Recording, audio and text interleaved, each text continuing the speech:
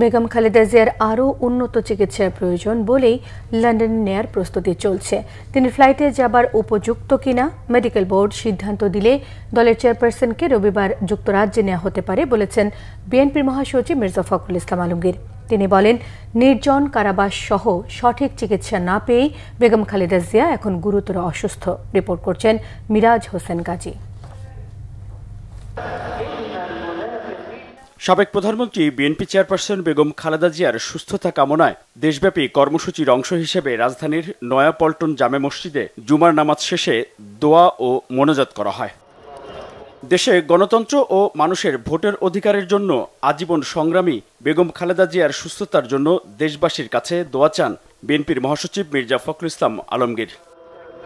BNP মহাসচিব বলেন, বিনা দোষে দীর্ঘ ৬ বছর সাজা ভোগ করেন বেগম খালেদা জিয়া। তখন থেকেই অসুস্থতা বাড়তে থাকে বেগম জিয়ার।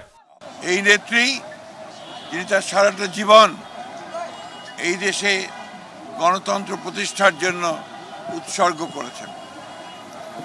আপনারা সবাই জানেন যে বিগত হাসিনা ফ্যাসিস্ট সরকার তার প্রতি যে অন্যায় আচরণ করেছেন, দীর্ঘ ৬ বছর তাকে কারারুদ্ধ করে রাখা হয়েছে। এর মধ্যে ২ বছর তিনি একটা নির্জন কারাগারে, পুরনো কারাগারে, কেন্দ্রীয় কারাগারে তাকে আটক করে রাখা হয়েছে। এ সময় তিনি কথা বলেন বেগম খালেদা জিয়াকে উন্নত চিকিৎসার জন্য বিদেশে নেওয়া প্রসঙ্গে।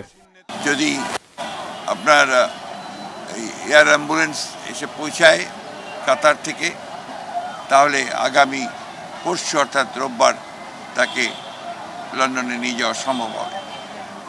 তবে তিনি এখনও গুরুতর অসুস্থ, সেই কারণে তিনি ফ্লাই করতে পারবেন কিনা সেটা ডাক্তাররা নিশ্চিত করলেই তাকে ফ্লাই করে নিয়ে যাওয়া হবে অ্যাম্বুলেন্সে করে। এদিকে বায়তুল মোকাররম জাতীয় মসজিদেও দোয়া আয়োজন করা হয়। বাদ জুমা দোয়া ও মোনাজাতে অংশ নেন বিএনপি নেতাকর্মী সহ মুসল্লিরা। বেগম খালেদা জিয়ার সুস্থতার জন্য দেশের সকল মসজিদ সহ অন্যান্য ধর্মীয় উপাসনালয়ে বিশেষ প্রার্থনা করা হয়। সকালে রাজধানীর ঢাকেশ্বরী জাতীয় মন্দিরেও বেগম খালেদা জিয়ার জন্য প্রার্থনা করেন সনাতন ধর্মাবলম্বীরা।